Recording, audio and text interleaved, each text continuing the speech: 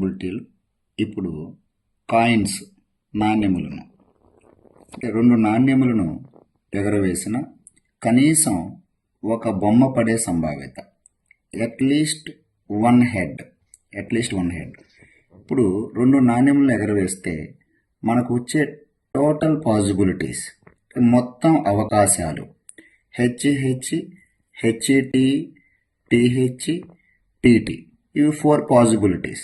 Total possibilities వచ్చేసి 4. కనీసం ఒక బొమ్మ అట్లీస్ట్ వన్ హెడ్ కనీసం ఒక బొమ్మ అంటే ఒక బొమ్మ కావచ్చు, అంతకంటే ఎక్కువ బొమ్మలు కావచ్చు. అంటే ఒక బొమ్మ లేక అంతకంటే ఎక్కువ బొమ్మలు, కనీసం ఒకటి అంటే అర్థం అది. ఇప్పుడు ఒక బొమ్మ ఉండేటివి మనకు ఫేవరబుల్ కండిషన్ అని అర్థం. ఇది ఫేవరబుల్, ఇది అయిపోయింది. అట్లాగే రెండు బొమ్మలు పడినా కూడా మనకు ఫేవరబుల్ కండిషన్ అని అర్థం, అనుకూలం అని అర్థం. ఇది కూడా అంటే ఇక్కడ మనకు అనుకూలంగా ఉండే అవకాశాలు అంటే ఫేవరబుల్ కండిషన్స్ 3 ఉన్నాయి.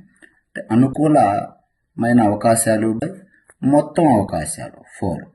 Number of favourable outcomes by total outcomes, దాన్ని ప్రాబబిలిటీ అంటాం. నెక్స్ట్, రెండు నాణ్యములను ఎగరవేసిన గరిష్టంగా 2 బొరుసులు పడే సంభావ్యత మ్యాక్సిమం 2 టైమ్స్, దానికి సంభావ్యత. రెండు నాణ్యములు అనగానే ఇది ఎస్ రాయాలి. HH HT T H TT. ఇక్కడ గరిష్టంగా 2, మ్యాక్సిమం 2. గరిష్టంగా 2 అంటే అర్థము 2 లేక అంతకంటే తక్కువ. ఓకేనా? అట్మోస్ట్ 2 మీన్స్ 2 ఆర్ లెస్ అంటే 2 బొరుసులు ఉన్నా ఓకే, 1 బొరుసు ఉన్నా ఓకే, 0 బొరుసులు ఉన్నా ఓకే. ఇది మన ఫేవరబుల్ కండిషన్. అంటే దీనికి మీనింగ్ అది.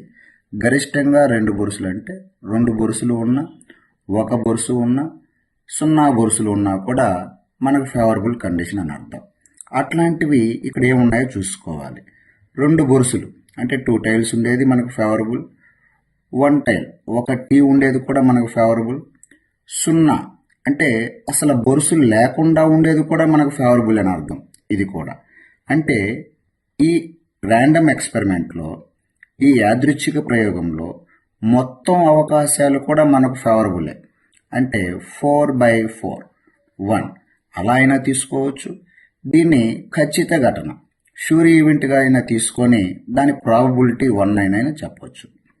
అట్లాగే రెండు నాణ్యములను ఎగరవేసిన రెండింటి మీద బొమ్మలు పడితే గెలిచినట్లు అయినా ఓడిపోయే సంభావ్యత. ఇది ఒక కండిషన్, సపరేట్ కండిషన్ ఇచ్చాడు. రెండింటి మీద బొమ్మలు ఉండాలి అంటే 2 కాయిన్స్ టాప్ మీద హెడ్స్ ఉండాలి, అప్పుడు మాత్రమే గెలిచినట్లు. ఇది 2 హెడ్స్ ఉంది కాబట్టి ఇది గెలిచినట్లు. ఇవన్నీ ఓడిపోయే అవకాశాలు, ఇది మాత్రమే గెలిచే అవకాశం. అట్లాగా ఇక్కడ ఓడిపోయే సంభావ్యత అన్నారు కాబట్టి ఓడిపోవడానికి ఎన్ని అవకాశాలు ఉన్నాయి? 3. కాబట్టి 3/, టోటల్ పాసిబిలిటీస్ 4, 3/4. అట్లాగే ఇవి సపరేట్ కండిషన్స్. రెండు నాణ్యములను ఎగరవేసిన మొత్తం అవకాశాల సంఖ్య 2² అంటే 4. 3 నాణ్యములను ఎగరవేసిన మొత్తం అవకాశాలు అంటే టోటల్ నెంబర్ ఆఫ్ పాసిబిలిటీస్ 2/3 అంటే 8 పాసిబిలిటీస్ వస్తాయి. అంటే టాస్ 3 కాయిన్స్ అని total number of possibles for toss 3 coins. n నాణ్యములను ఎగరవేసిన మొత్తం అవకాశాల సంఖ్య 2/n. ఇక్కడ కన్ఫ్యూజ్ కాకుండా బాగా గుర్తుపెట్టుకోవడానికి ఇక్కడ ఏ ఆబ్జెక్ట్ని అయితే మనం ఉపయోగిస్తున్నామో ఆ ఆబ్జెక్ట్కి సంబంధించిన టోటల్ పాసిబిలిటీస్ని బేస్గా రాసి ఆ ర్యాండమ్ ఎక్స్పెరిమెంట్లో ఎన్ని ఆబ్జెక్ట్స్ అయితే మనం యూజ్ చేస్తున్నామో ఆ నెంబర్ని పవర్గా రాయాలి.